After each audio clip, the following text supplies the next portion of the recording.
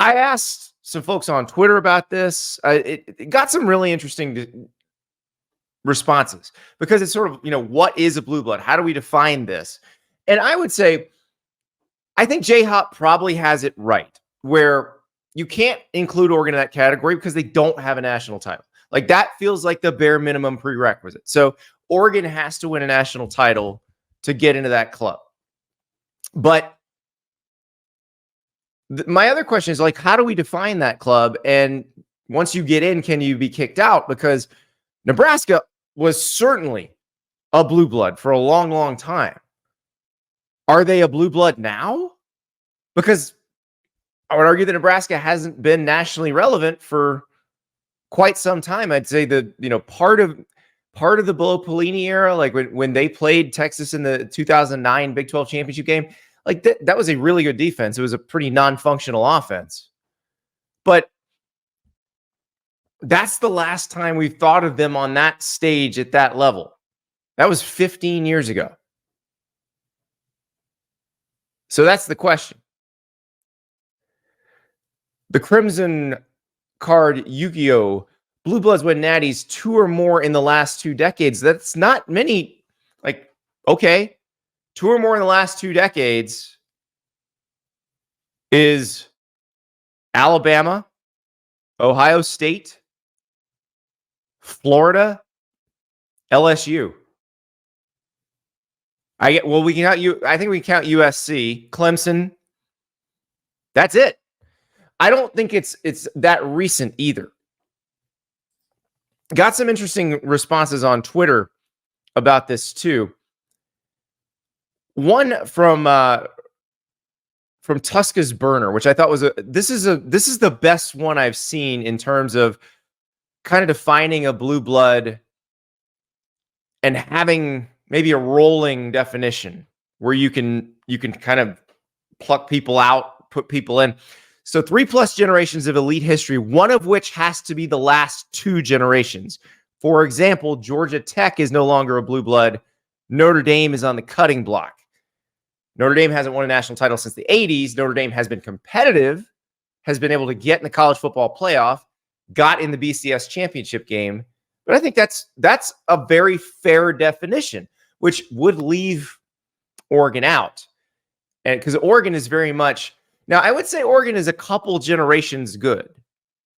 Because like I said with J-Hop, it kind of goes back to the Rich Brooks era. It changed when Chip Kelly got there, when he became the head coach. Then it sort of went into hyperdrive. But the other thing I'll say about Oregon is this feels like a second era beyond the Chip Kelly one. What's going on right now? Now, again, Dan Lanning, and we've said this on the show a bunch of times, they've got to turn this into championships.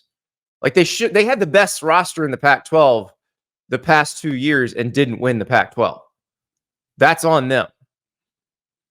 They'll have one of the best rosters in the Big Ten. They will not have the best roster in the Big Ten because Ohio State does, but they'll have one of the best.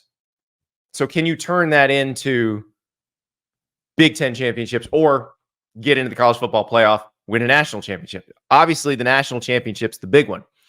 But the thing with Oregon that I find interesting is Chip Kelly's, when he really raised them to a new level, 2009, 2010, 2000, that era, it was based on a paradigm shift that Chip Kelly created. He used a rule change, a clock rule change going into the 2008 season to create an offense that no one knew how to stop.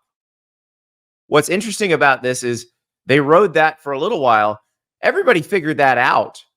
And now Oregon is doing it differently. Now they're trying to do it the way Georgia does it, the way Alabama did it, the way Ohio State does it. And I think that's an interesting point in this is, can you do it like that? But no, are they like Oklahoma or Ohio State where there's multiple generations of being really good? No, they're not. All Day on Twitter said, Oregon's collective is run by Nike executives or ex-Nike executives and billionaire Phil Knight with an open checkbook. It might be true what Hopkins said about them just being competitive, but this is a purposeful effort by Phil Knight to buy a title. Nothing wrong with that. Stop dodging that. Nobody's dodging that fact. I don't know how to break this to you guys. The teams with the most money have been the ones competing for national titles. Has NIL allowed your Oregons, your Tennessees, your Missouris to get players that they haven't been able to get? Yes, absolutely.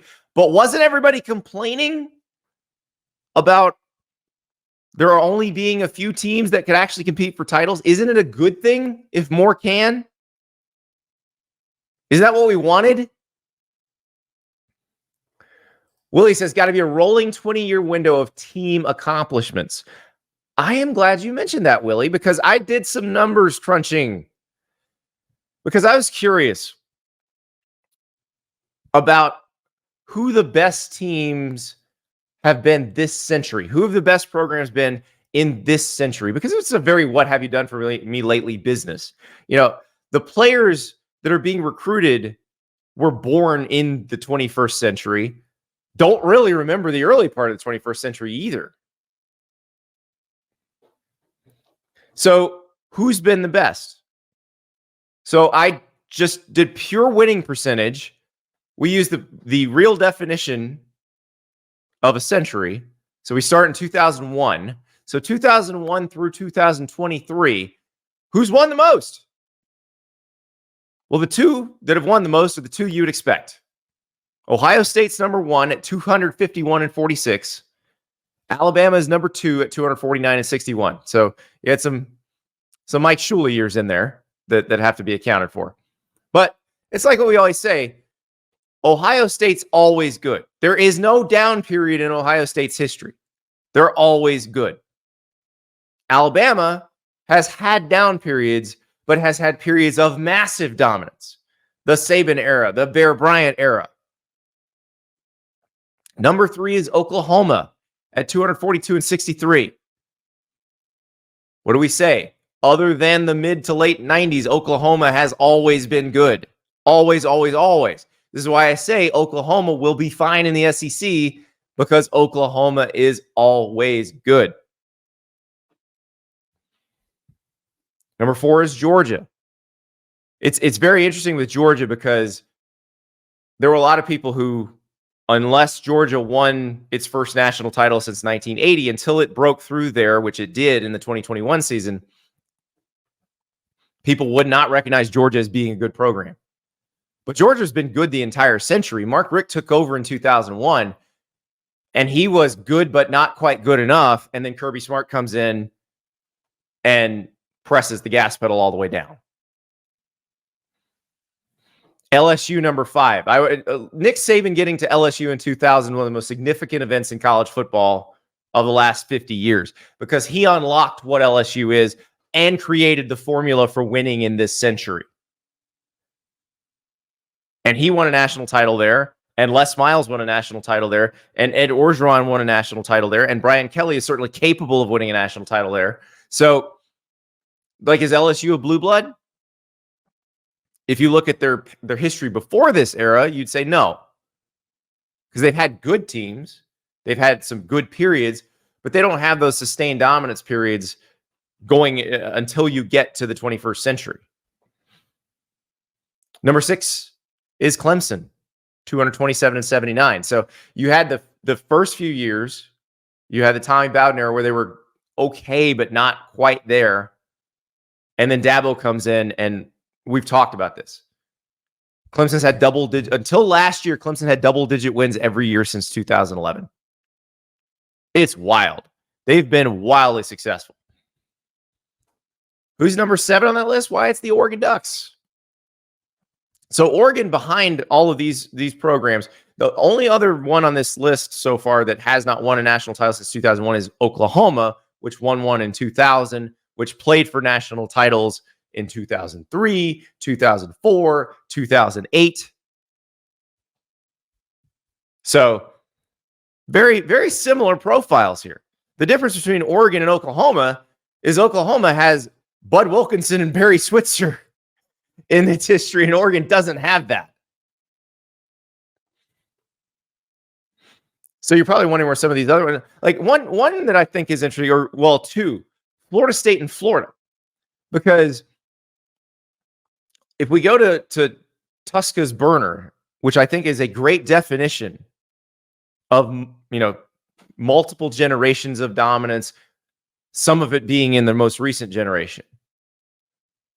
So Florida has 2 national titles in this century, has 3 national titles total.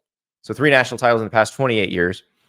Florida State has 3 national titles going back to 1993. So all fairly recent. Florida State, I would argue, has 2 different eras because the end of the Bobby Bowden era was a lull, and then the Jimbo Fisher one was different. And I would argue that what's going on now at Florida State with Mike Norvell is also different because they had another lull, tail end of Jimbo Fisher and Willie Taggart. So does that make them qualify as a blue blood? I don't know. Florida, meanwhile, one very compressed period of success that lasted a good amount of time. That lasted basically, Steve Spurrier gets there in 1990, and you really go through the tail end of the Urban Meyer era. So Urban Meyer leaves after the 2010 season. So you basically have this 20-year period of massive success at Florida. The question is it 2 eras or 1? Because all you've got between Steve Spurrier and Urban Meyer is the Ron Zook era, which lasted 3 years. He got fired. For all his failings as an on-field coach, though, Ron Zook was a master talent evaluator and compiler. Like, those 3 years might not have been what Florida fans wanted, but he put together a hell of a roster in those 3 years to leave for Urban Meyer. So, with Florida, it feels like kind of one era, and then they've been on this roller coaster ever since, where they've had some good years and then they've had some really bad years. They've not had that consistency that, say, an Oregon has had. Now, Oregon's had one really bad year in there, but Oregon's been more consistent. Oklahoma has been more consistent. Ohio State has been ridiculously consistent. Georgia's been consistent. So it's the consistency that's been lacking. Like, LSU has had a little bit of the roller coaster. Auburn is the poster child for the roller coaster. Auburn and Florida, I'd say, are probably the most similar in this situation, where they have won national titles recently. They've competed for national titles fairly recently. They have had really good years fairly recently, and they have had some stinkers. So it's hard to figure out where these schools fit in there. But, your Notre Dames and your Nebraskas, can you kick them out of this club? I don't know. The truth says Notre Dame has been irrelevant since 1977. They won the national title in 1988, the truth. Come on. You guys, hard on Notre Dame. Very hard on Notre Dame. I do want to put one more definition out there that I thought was very interesting. Don on Twitter. Blue blood traditionally means of noble birth, implying a generational thing. For college football, I think you have to have success for sustained periods of time, multiple decades, if not generational. Oregon, no. Florida State and Florida, probably the latest additions. Again, like we just said, I don't know, because I think the multi-generational part with Florida, was it one generation or have they been able to do it over multiple generations? If you want to say the Spurrier and Meyer eras were distinct, then yes, I think you can put Florida in that list.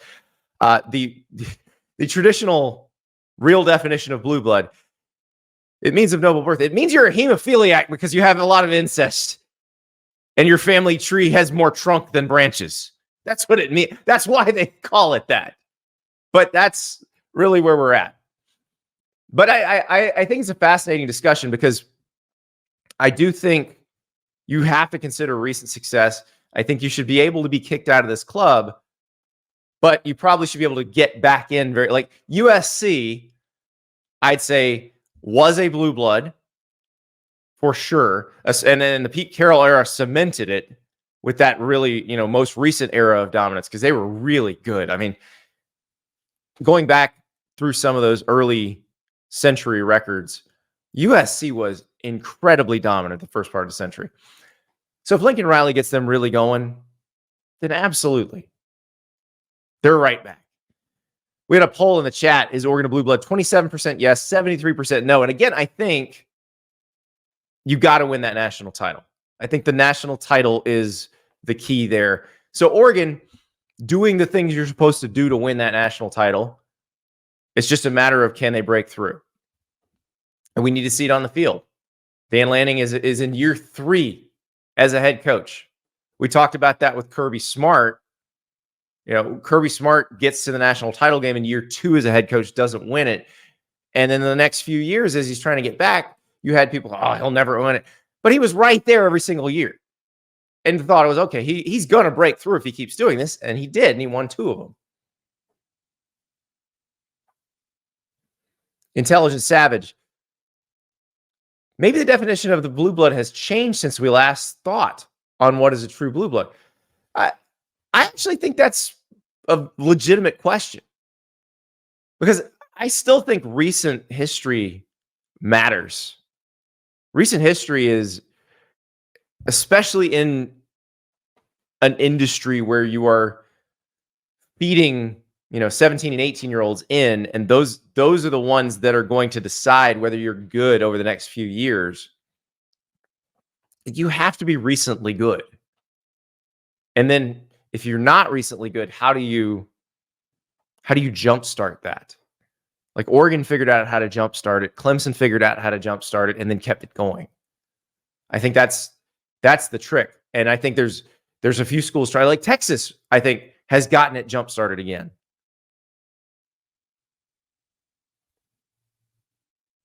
So we'll see. But this is a great discussion, and I am going to work on a column about this.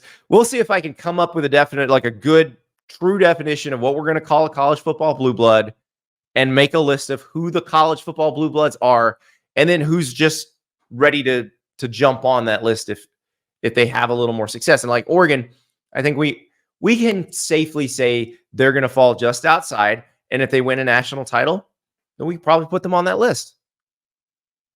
But it's going to be fun to find out. It's going to be fun to find out if they can do it, because I find this very interesting, where you do have schools that are now recruiting at a different level, and they are doing it in a way that we thought only a few schools would be able to do. The NIL era has spread it out a little bit, not a ton. It's not like there's 30 schools that can do this now. But we said if you could shear off 4 or 5 from Alabama's class, from Georgia's class, from Ohio State's class, and sprinkle them elsewhere, it might change the dynamics of things. Now, we don't have enough sample size to know if that's truly what has happened yet, but I suspect that's what's happening. Thank you so much for watching. Just a reminder, subscribe to this channel right here so you never miss an episode of Andy Staples on 3. And oh, by the way, watch all the other great videos on the On3 Sports YouTube channel.